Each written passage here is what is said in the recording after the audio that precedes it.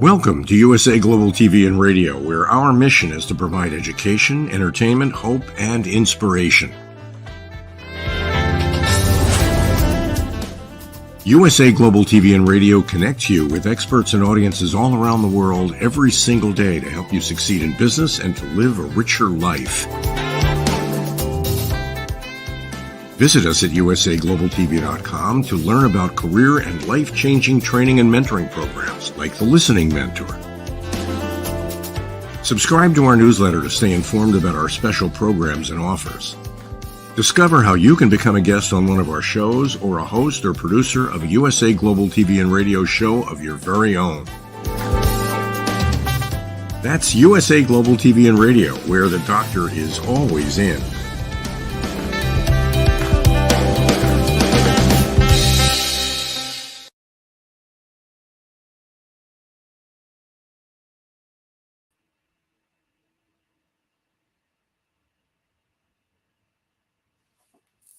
Hello, USA Global TV watchers and listeners from around the globe.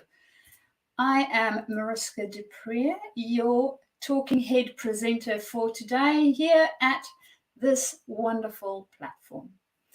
And if you have been following us the last couple of weeks, we've been exploring ourselves a little bit more to find out, who am I really? And within that exploration, we also need to sometimes consider, more often than not, more times consider, how it is that what we do impact those around us. Because yes, we do not live on an island or a planet all by ourselves. We live among other people. And how we act, how we behave, how we show up also influence those around us. And of course, the one place where I see it most often is with the people I work with within the leadership space. And whether you actively have a team that you are leading, or whether you are a mum to a whole bunch, or maybe just one child at home, or you have anybody else within your community, we are constantly leading. Either we are leading ourselves, or we might be leading or co-leading those around us. So really understanding the influence that we have on one another and how it is that our behaviors might influence those around us and how we show up is one of those vital keys to help us not only be great human beings, but also do great things with other human beings. So, having said all of that, let's jump into our lesson for today and find out exactly how this works. So, how do others experience me? And I've been wondering about this specific question for some time because there's a few different ways in which we can look at it. And I found some wonderful material recently that sort of overlaps with stuff that we already did, and I thought I would share that with you. So yes, you are the first ones to get a lowdown of this. So let's get into it. Firstly, Barry Manilow reminds us that everything you say and do is having an impact on others. Yes, everything. Now, whenever it is that I work with the leaders in my space, I always remind them that whether they realize it or not, we are, as leaders, on the stage, right? We are being looked at all the time. No matter what it is that you do or what it is that you say, whether it was in a passionate moment or whether you are really frustrated when you said it, we are always being looked at in those moments throughout, the boring ones and the exciting ones. So understanding this, let's see how this might work within the way that we actually interact with other human beings. And one of the things that we want to look at today is really how we bring out the potential from other people around us by the way that we are showing up and the way that we are interacting with them. Because what they have found is that we can, by the way we interact with people, diminish their capability, their potential by as much as 50%. That's a lot. We can basically half their potential, right? They might have 100% capability, and by us just being in the room with them and having an effect on them the way that we do, we half their potential. We also have the capability to more than 100% their potential. So we have the capability to do both of them. And if we don't know what it is that we're doing, we can easily fall into the trap of diminishing potential instead of multiplying potential. And that is part of understanding who we are in the space and how it is actually influencing those around us. So how does this work? How do we show up as leaders? Do we grow the potential around us, or do we cut them down to size, right?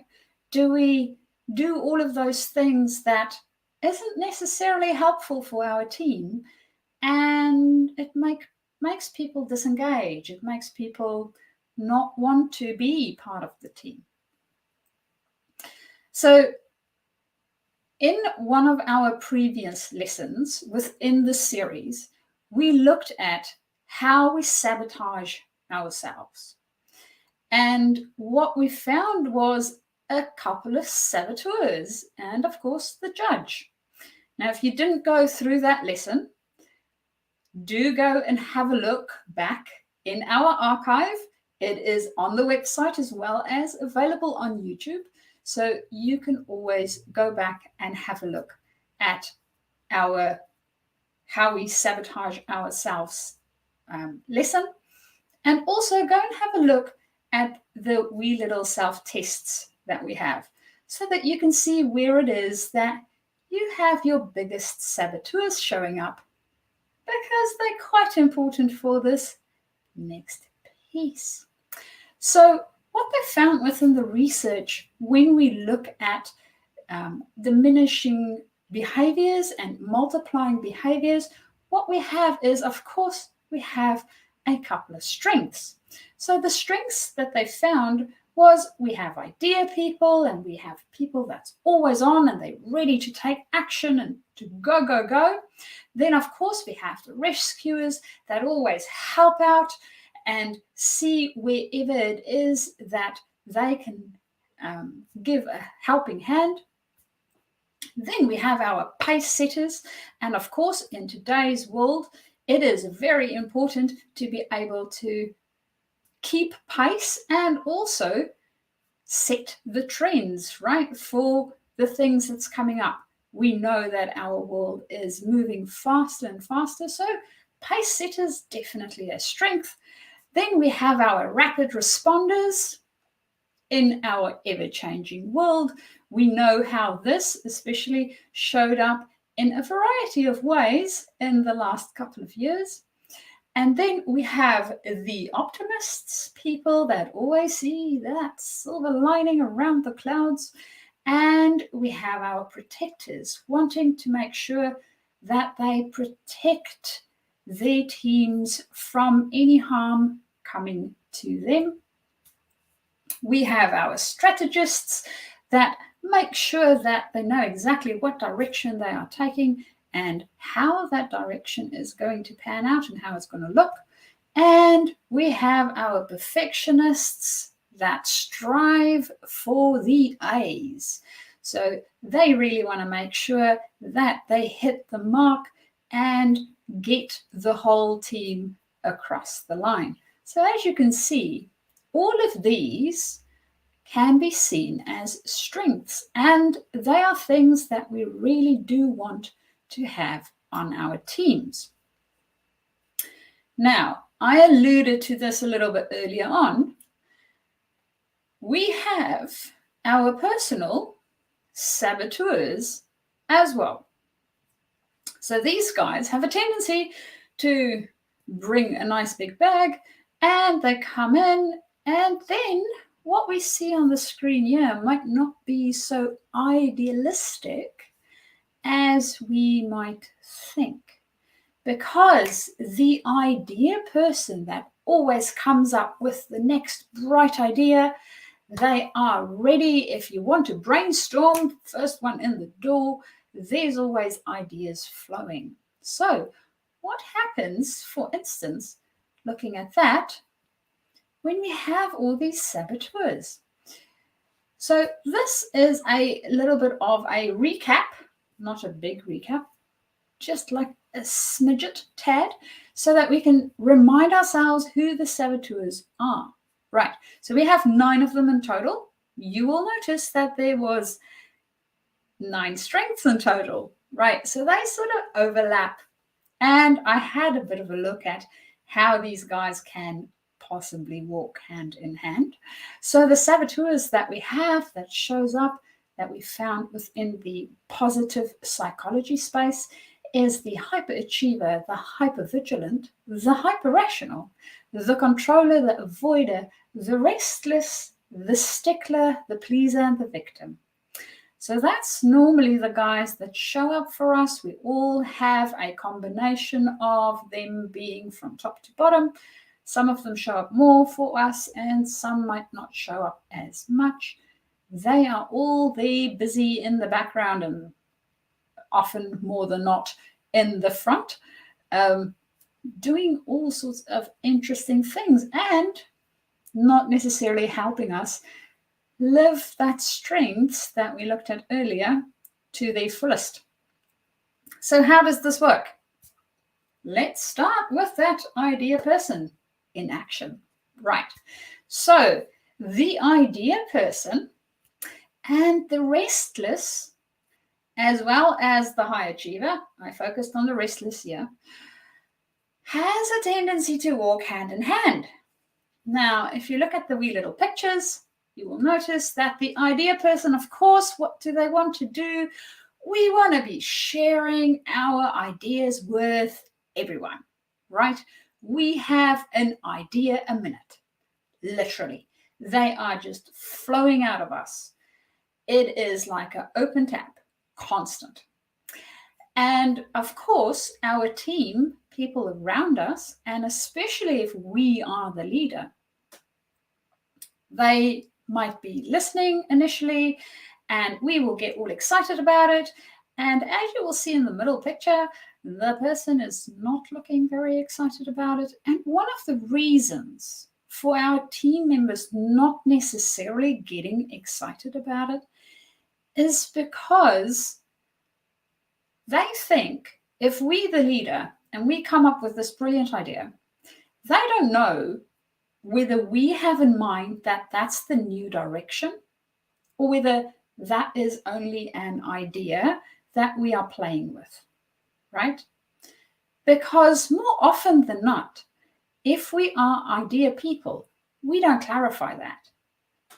So our poor team member might think, okay, crikey, now I have to do this work as well.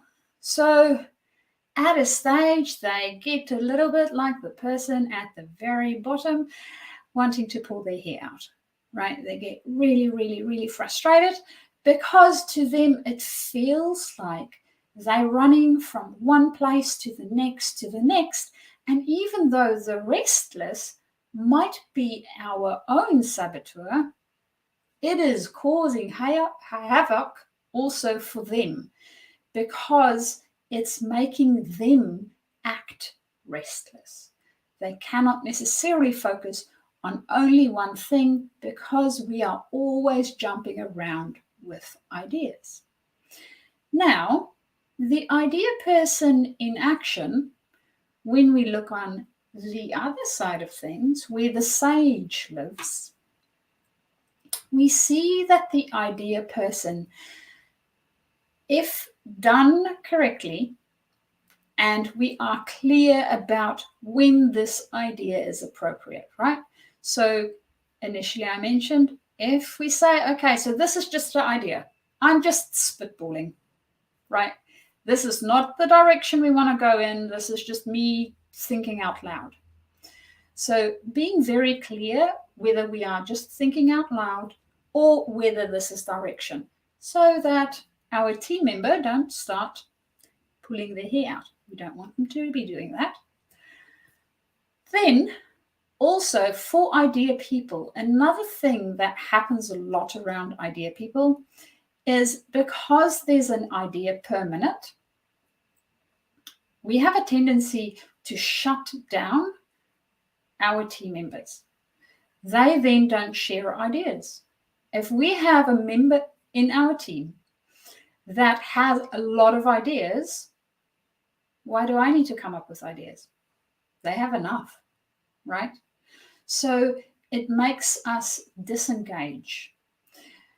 And one of the things that idea people can do, whether we are in the team or leading the team as the idea person, is ask for input from others before sharing our own idea.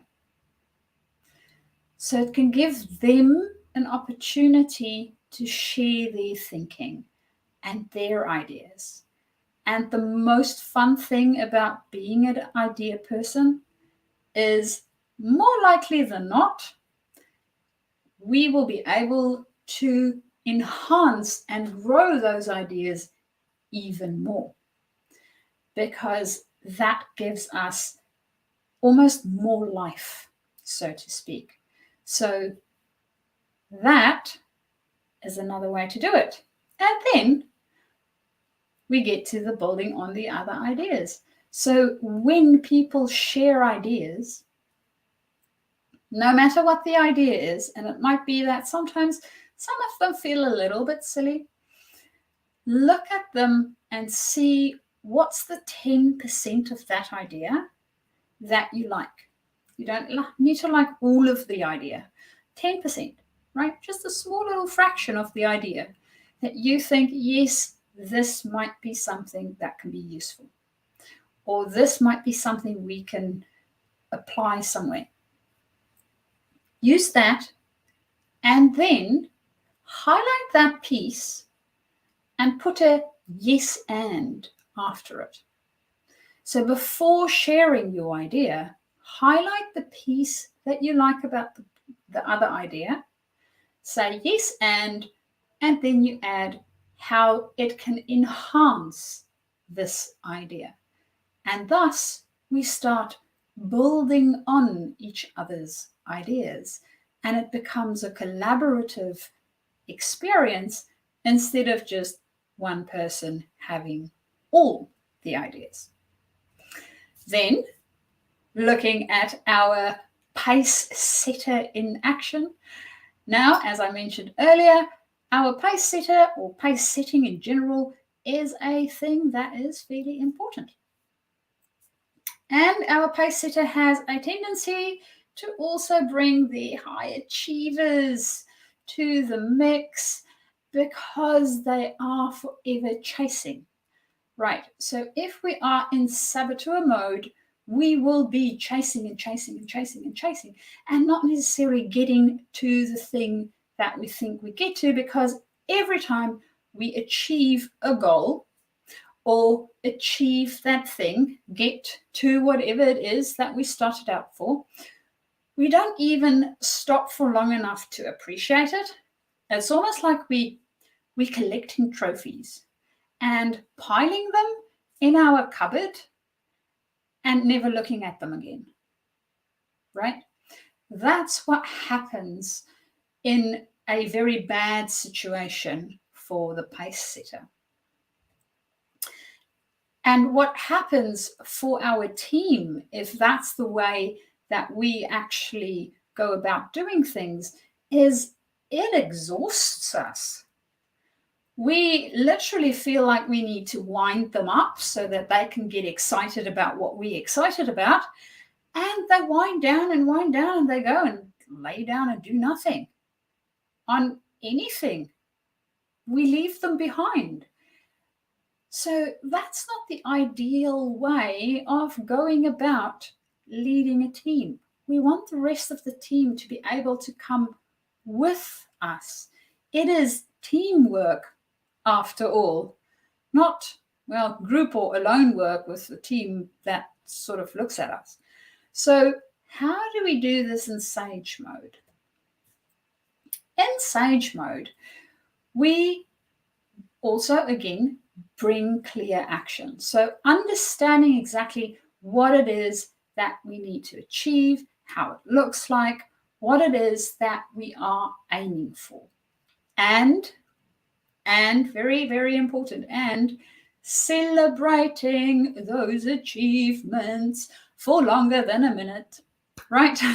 Really, really having celebration milestones along the way for getting to the achievement, and then really celebrating the achievement and appreciating our team when we get there.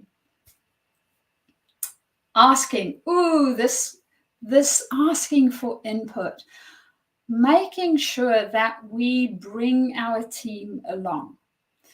Asking, making sure that we have the right understanding, that we make sure that everybody else understands what it is that we are trying to achieve, and also why it is important in their specific capacities.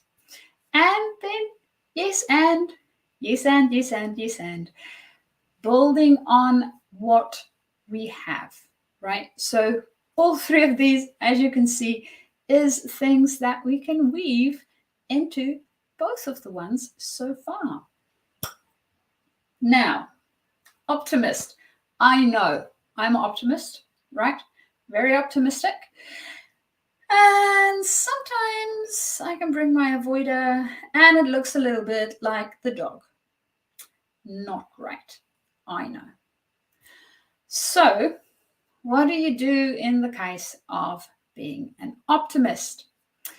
Well, firstly, because we look at everything through rose-colored glasses, and maybe sometimes it's not so rose-colored, we need to bring empathy, right? Really bringing empathy and seeing the other person's point of view and where they're at. Then, again, the asking questions to understand. Really understanding where the other person is struggling and what's going on for them. So we don't only spit out the, oh yeah, but this is so good about it. We need to understand what exactly is happening in order for us to get it resolved, get solutions for the problem, whatever the case might be. And being optimistic that we might, even if we don't find a solution, at least get to sort out things. So there's ways of utilizing our optimism instead of just sort of closing our eyes. And then support to create meaning. So what we mean by this is really helping the other person to create meaning for themselves and understanding and learning from what it is that might be happening or the thing that might have happened.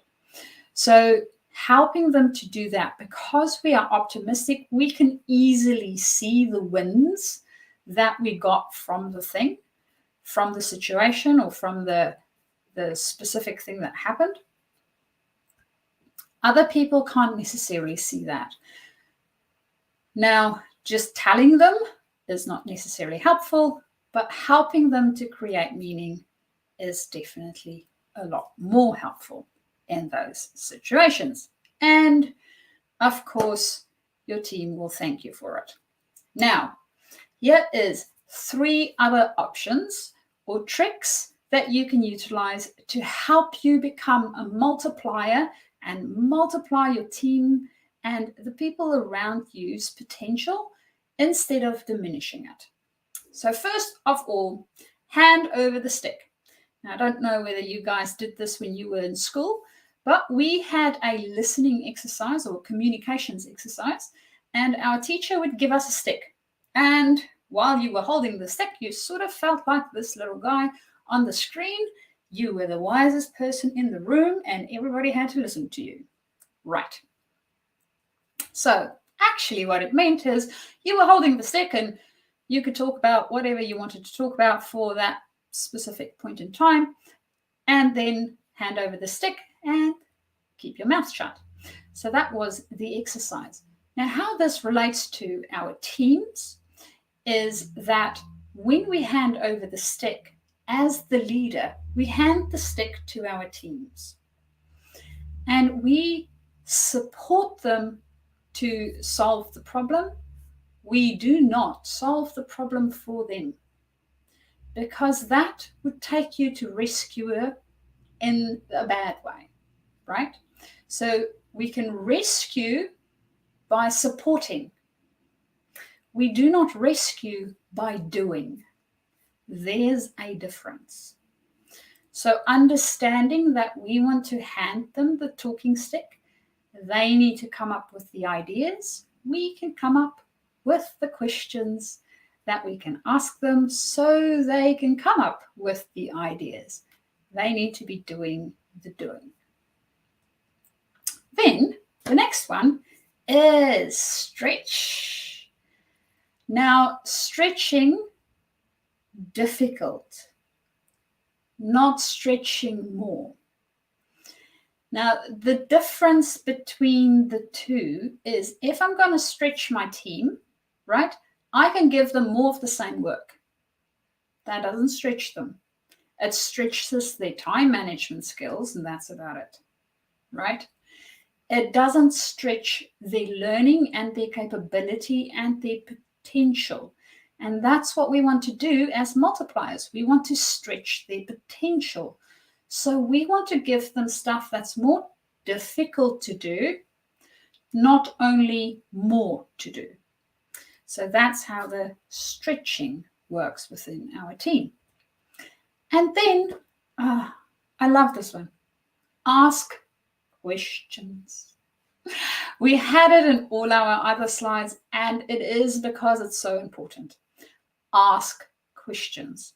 Now, if ever you wonder how to start your question or how to structure your question, you use the word what first, right? Start with what? Question, and then formulate the rest of your question, and you will find a lot of things happening different in your world.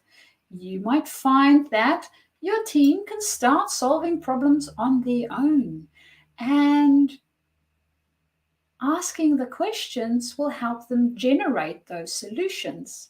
You might also find that your team is starting to generate their own ideas about things and getting some initiatives going, and it actually flows out to other teams. So question, question, question. And with that, my biggest question to you today would be, how do you want to multiply in your relationships during this next week? And with that, it is the end of our lesson today. please get in contact with me via my email, which is mariska@journeytodiscover.com, or alternatively, reach out via LinkedIn, and I would love to start our conversation. Until next time, from USA Global TV and Radio, bye.